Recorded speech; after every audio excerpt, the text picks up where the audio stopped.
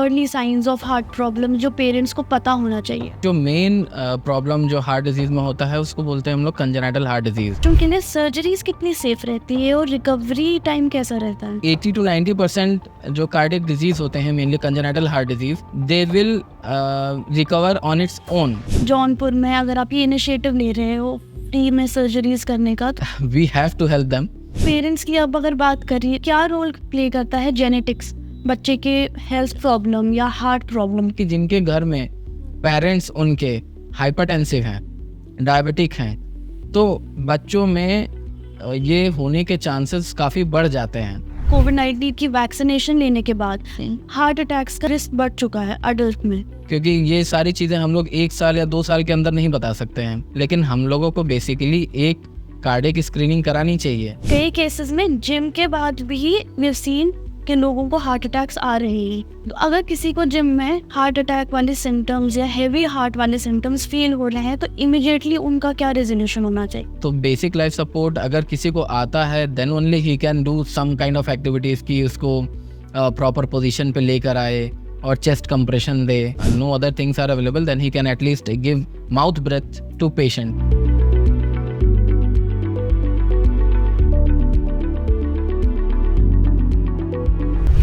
आज हमारे साथ हैं doctor Salil Shrivastava, Excel hospital Jaunpur से, जो एक पीडियाट्रिक कार्डियोलॉजिस्ट हैं और एक गोल्ड मेडलिस्ट भी हैं।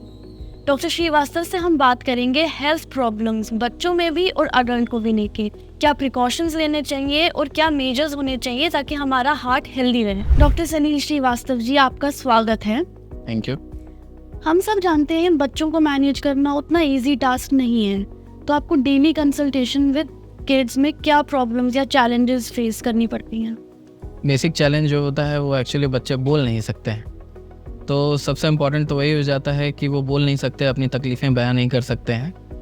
और रही बात, बच्चे बहुत नाजुक होते हैं, उनमें बीमारियां बहुत, मतलब शरीर छोटा होने की वजह से बीमारियां बहुत जल्दी फैल सकती हैं, तो इसलिए मैनेज करना उनको थोड़ा सा डिफ़िकल्ट टास्क है as compare to adults.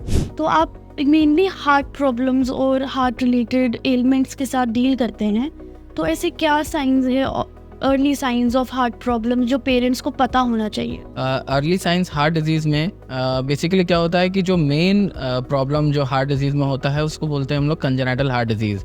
Congenital heart disease जो बचपन से बच्चों के अंदर रहती है। कंजेनाइटल हार्ट डिजीज़ में मेनली जो हम लोग को अर्ली साइंस पकड़ने होते हैं वो होता है नीला पड़ना बच्चों का।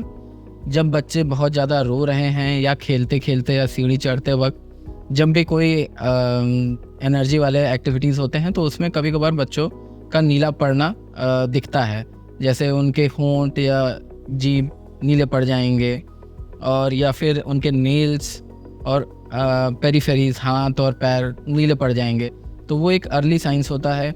उसके अलावा होता है कि बच्चों में बहुत ज़्यादा सर्दी जुकाम के सिम्टम्स मिलेंगे, बहुत ज़्यादा बुखार आएंगे उनके अंदर, बच्चे जल्दी से ही थक जाते हैं as compare to other kids, वो बहुत जल्दी थक जाते हैं। और क्या रहता है कि बच्चे जो उनके सिबलिंग हैं उनके कंपैरिजन में वो उतना वेट गेन अच्छा नहीं कर पाते जैसे कि वो दूसरा बच्चा गेन कर रहा है। तो ये सारी चीज़ें जो होती हैं इनको थोड़ा सा हम लोग को देखना, मतलब पेरेंट्स को देखना चाहिए, और अगर ऐसा कुछ होता है तो they have to consult to their paediatrician and then they can later on refer that child to paediatric cardiologist for further opinion. ठीक है, तो अब अगर कोई मेजर हार्ट प्रॉब्लम हो तो उसमें बच्चों के लिए सर्जरीज कितनी सेफ रहती है और रिकवरी टाइम कैसा रहता है? सर्जरी तो it is a very last part of the cardiac disease.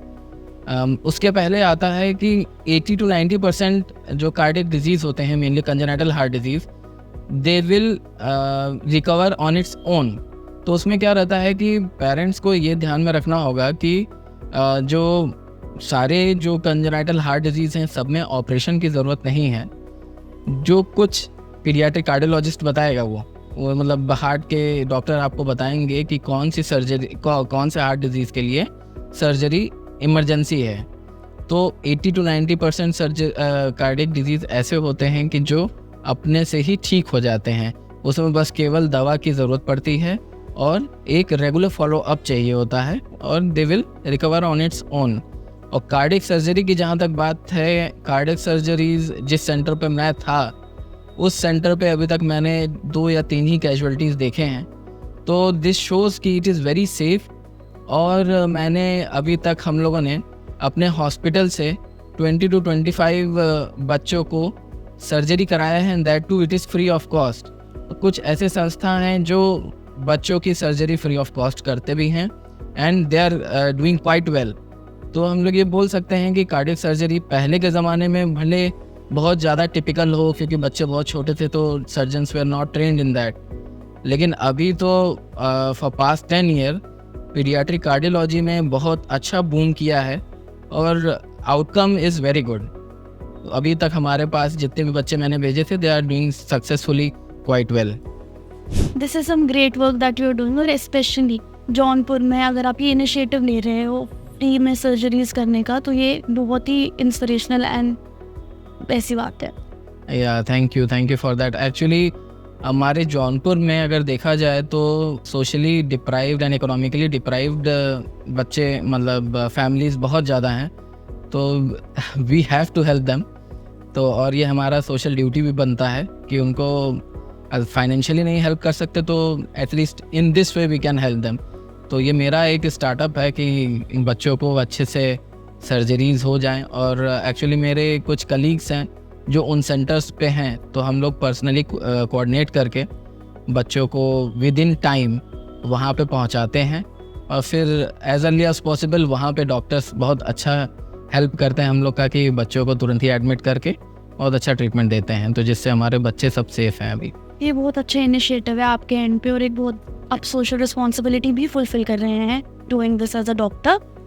So I'm sure people do, and after listening to this, they are getting inspired by you, and might other doctors will also do. Yeah, I want these kids to come in my hospital so that we can help them. Kids में अभी हमने जैसे देखा है कि obesity बहुत common हो गई है, चाइल्डहुड ओबेसिटी। इसका हार्ट प्रॉब्लम पे कोई असर पड़ता है? बहुत ज़्यादा असर पड़ता है। एक्चुअली ओबेसिटी होती ही बच्चों में तब है जब वो जो एक्टिविटी होता है उसको कम कर देते हैं। तो अभी आजकल तो मेजर डिस्ट्रैक्शन है मोबाइल। तो मोबाइल की वजह से क्या होता है कि बच्चे सोफ़े पे बेड पे लेट के मोबाइल देख रहे हैं और वहीं पे बैठे बैठे खा रहे हैं। तो अभी जो प्लेफुल एक्टिविटी होती है, जो आउटडोर गेम्स होते हैं, वो अभी एकदम ही आप देख सकते हैं कि बहुत ही कम हो गया है। And secondly to this development कि अभी हमारे पास ग्राउंड वगैरह बहुत कम हो गए हैं, तो बच्चे आजकल बाहर खेलने के बजाय घर में ही ज़्यादा रहते हैं। तो इसीलिए चाइल्डहुड ओबेसिटी बढ़ रही है और ओबेसिटी के कारण बच्चों में हाइपरटेंशन, अभी चाइल्डहुड हाइपरटेंशन बहुत ज़्यादा कॉमन हो गया है। तो वो होने की वजह से बच्चों के दिल पे डेफिनेटली लोड पड़ेगा ही पड़ेगा, और जिसकी वजह से बच्चे दिल के मरीज़ बनेंगे आगे चल के। तो इस सब को प्रिवेंट करने का आपके पास कोई है जो नॉर्मली पेरेंट्स के? बहुत ईजी टास्क है कि आप मोबाइल हटा दें। मोबाइल तो ज़ीरो स्क्रीन टाइम बोला जाता है हम लोग के मेडिकल टर्म में, कि ज़रा सा भी मोबाइल या टीवी दिखाना नहीं चाहिए। लेकिन पेरेंट्स को थोड़ा सा अपने आप को रिलैक्स करने के लिए वो बच्चों को पकड़ा देते हैं। तो ये चीज़ों को हटाना होगा। मोबाइल हटाइए, बच्चों को बाहर भेजिए कि वो बाहर जाके खेलें, आउटडोर गेम्स को अटेंड करें, तो उससे जो है कि उनकी ओबेसिटी कम हो जाएगी। एंड सेकेंडली जंक फूड, आजकल वो मेजर पार्ट बन गया है हमारे डाइट का, तो वो हटाना होगा। जंक फूड सबको पता है कि ख़राब है, लेकिन बच्चों के ज़िद के आगे पेरेंट्स जो उनको दे देते हैं, लेकिन they also know from inside कि ये गड़बड़ है, ये गलत है, लेकिन तब भी वो उसको बच्चों को फील गुड कराने के लिए या चुप कराने के लिए उनको दे देते हैं। तो ये चीज़ों को अवॉइड करना होगा हम लोग को। तो प्रिवेंटिव मेजर में मेजर रिस्पॉन्सिबिलिटी पेरेंट के ही ऊपर आती है कि हाउ ऑब्वियसली पेरेंट या family member along with home the child is living और किड इज़ लिविंग, तो उनकी रिस्पॉन्सिबिलिटी है। उनके बीमार होने के बाद तो हम लोग है ही। पेरेंट्स की अब अगर बात करिए कि ये हमने, तो क्या रोल प्ले करता है जेनेटिक्स बच्चे के हेल्थ प्रॉब्लम या हार्ट प्रॉब्लम के? अच्छा, जेनेटिक दो तरीके का होता है। एक तो है कि आप ऐसा जीन चला गया है बच्चे के अंदर जो खुद में एक डिजीज़ को प्रमोट करेगा, जैसे डाउन सिंड्रोम हो गया, एडवर्ड सिंड्रोम हो गए, ये मेडिकल टर्म्स हैं, डाउन सिंड्रोम, एडवर्ड।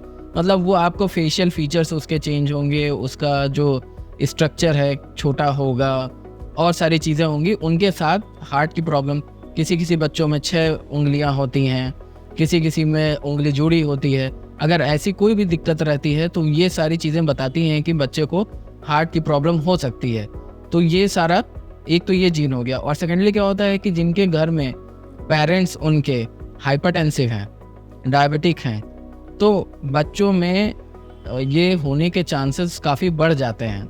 तो इसीलिए इन बच्चों को तो और प्लेफुल एक्टिविटीज़ में इन्वॉल्व करना पड़ेगा, आउटडोर एक्टिविटीज़ में। अगर ये घर में बैठ के टीवी देखेंगे, मोबाइल देखेंगे, तो इनको बहुत जल्दी बीमारियां पकड़ेंगी। तो इसलिए 2 चीज़ें हम लोग हैं, एक तो है कि जेनेटिक डिजीज़ और दूसरा है कि आपका जो पेरेंट्स के जो जीन जो हाइपरटेंसिव और ये हैं, उनकी वजह से अगर हो रहा है तो। ठीक है, तो फैमिली हिस्ट्री अगर हेल्थ प्रॉब्लम की रही है तो बच्चे हाई रिस्क पर हो सकते हैं। डेफिनेटली वो चीज़ों को अवॉइड करना पड़ेगा हम लोग को। उन बच्चों में तो स्पेशल अटेंशन रखना होगा कि उनका बीपी मॉनिटरिंग होता रहे, उनका डायबिटिक कंट्रोल, मतलब डायबिटीज़ को, शुगर एटलीस्ट वंस और ट्वाइस इन ईयर एक बार करवाना ही चाहिए। तो ये आप एडवाइस पेरेंट को उसी अपनी कंसल्टेशन के टाइम ही दे देते हैं या फिर आप मांगते हैं उनसे एक proper family history of disease? Definitely when we are seeing any kid with this kind of risk factor कि वो ओबीज हो रहा है और उसको बार बार बीमारियां हो रही हैं, तो हम लोग फिर प्रॉपर हिस्ट्री हम लोग तो वैसे भी लेते हैं, लेकिन इसमें एक पर्टिकुलर हिस्ट्रीज हम लोग फिर इवेल्युएट करने की कोशिश करते हैं कि क्या किसी को था, किसी थर्ड फैमिली मेम्बर को था। तो वो पेडिग्री चार्ट रहता है हम लोग में कि first degree relative, second degree relative, तो उन चीज़ों को हम लोग फिर इवेल्युएट करना शुरू करते हैं। तो हार्ट प्रॉब्लम्स जैसे हैं वो सिर्फ बच्चों में नहीं, अब इंक्रीजिंगली बड़ों में भी बहुत ज़्यादा होने लगी हैं। एंड स्पेशली लोगों का मानना है कि कोविड-19 और कोविड-19 की वैक्सीनेशन लेने के बाद हार्ट अटैक्स का रिस्क बढ़ चुका है अडल्ट में। इसमें कितनी सच्चाई है? एक्चुअली कोविड जो वैक्सीनेशन का है, ये तो अभी इट इज़ अंडर क्या कहते हैं, ऑब्जर्वेशन है वो, क्योंकि ये सारी चीज़ें हम लोग 1 साल या 2 साल के अंदर नहीं बता सकते हैं।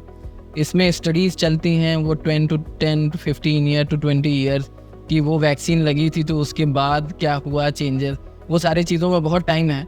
लेकिन जो हम लोगों ने पर्सनली बच्चों में देखा या एडल्ट में हम लोगों ने देखा कि उसमें क्या होता है कि कुछ आर्टरीज, जब वायरस घुसता है शरीर में, not vaccine, I am telling about virus, जब कोविड वायरस जब शरीर में आता है तो उसके वजह से कुछ बच्चों में कोरोनरीज डायलेट हो जाती हैं।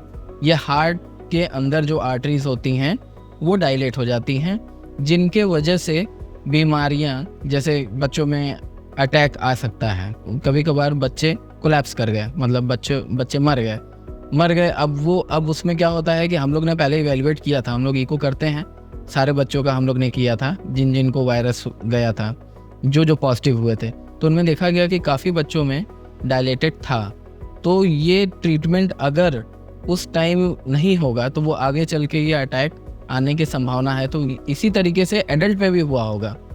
जब बच्चों में हुआ है तो डेफिनेटली एडल्ट में भी ऐसा हुआ होगा, लेकिन सब लोग स्क्रीन नहीं हो पाए हैं, सबका इको नहीं हुआ है, सबकी कोरोनरीज नहीं चेक हुई हैं, सबको मेरा भी पॉजिटिव आया था कोविड वायरस, लेकिन हम लोग का कोई हार्ट का चेकअप तो हुआ नहीं। हम लोग ज़रा सा बुखार आया, हम लोग ने दवा ले ली और अपने आप को क्वारंटाइन कर लिया, देन वी बिकेम ओके। तो वो फिर उसके बाद नॉर्मल लाइफस्टाइल में हम लोग चले आए। लेकिन हम लोगों को बेसिकली एक कार्डियक स्क्रीनिंग करानी चाहिए, तभी हम लोग को पता चल पाएगा कि हमारा कोरोनरीज डायलेट हुआ है कि नहीं हुआ है। तो उसको अगर कोई नज़रअंदाज कर देगा तो लेटर ऑन हो सकता हो कि उसको उसी की वजह से कार्डियक अरेस्ट आया हो, तो ये भी पॉसिबिलिटी हो सकती है। और एक होता है जिसको हम लोग बाइकस्पिड एओर्टिक वॉल्व बोलते हैं। बाइकस्पिड एओर्टिक वॉल्व एक ऐसा सिनेरियो है जिसमें जनरली एओर्टा में 3 वॉल्व होते हैं, लेकिन इन पेशेंट्स में 2 होते हैं।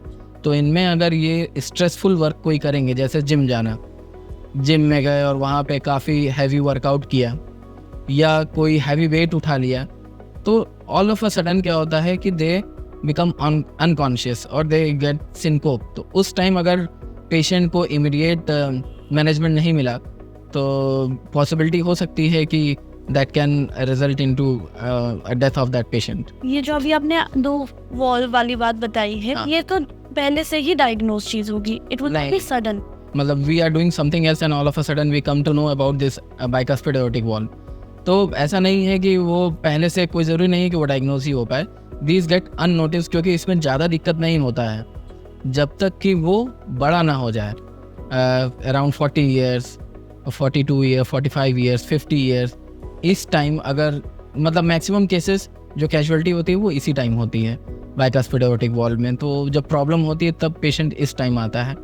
अदरवाइज अगर कोई बहुत अच्छा क्लिनिशियन हुआ, या fortunately that patient has gone to some paediatric cardiologist और some cardiologist, then they can diagnose that at that particular point of time. But unfortunately हमारे भारत में इतने अच्छे डॉक्टर्स हर जगह उपलब्ध नहीं हैं, तो इसलिए थिंग्स गेट अननोटिस्ड।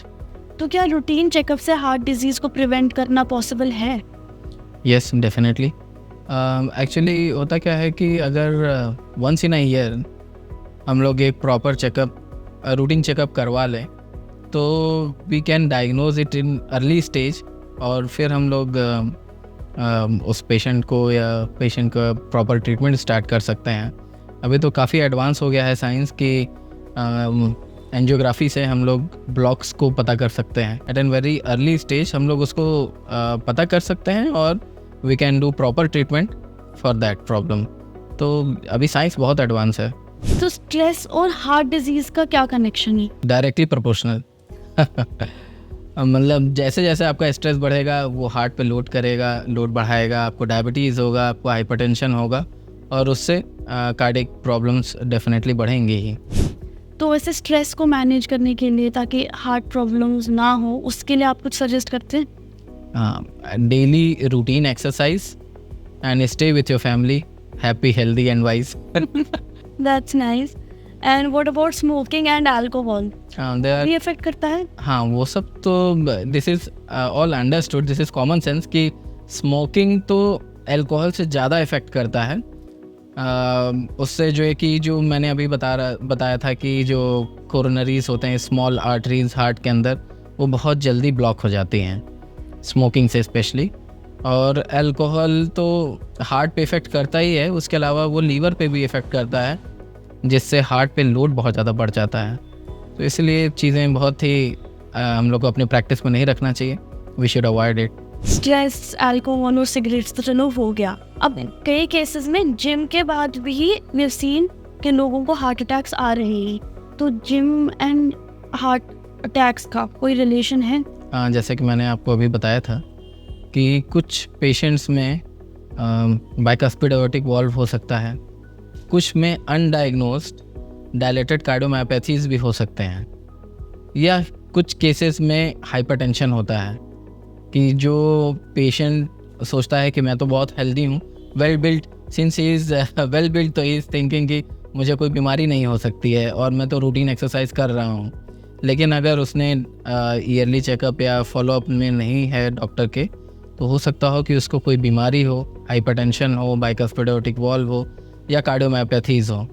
तो उन कंडीशंस में all of a sudden when person is doing heavy workout, तो ये सारी चीज़ें हो सकती हैं।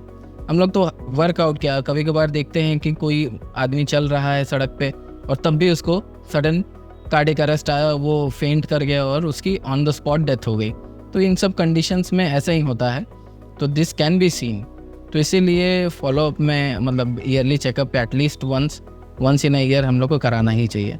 And this holds true for everybody? Yeah for everybody. तो अगर किसी को जिम में हार्ट अटैक वाले सिम्टम्स या हेवी हार्ट वाले सिम्टम्स फील हो रहे हैं, तो इमीडिएटली उनका क्या रेजोल्यूशन होना चाहिए? एक्चुअली जनरली तो जितने भी पर्सन्स होते हैं they should be train in basic life support.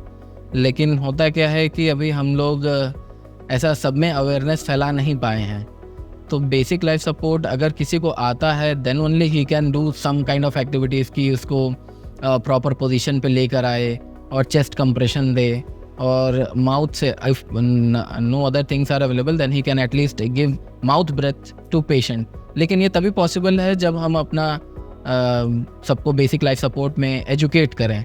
तो but unfortunately that these conditions are not possible in our area जब तक कि एक प्रॉपर एजुकेशन लेवल लोगों का अपलिफ्ट ना हो पाए। तो और ये सारी बेसिक ट्रेनिंग हम लोग को करनी पड़ेगी, तो इसके लिए सबको साथ में आके तभी हो पाएगा।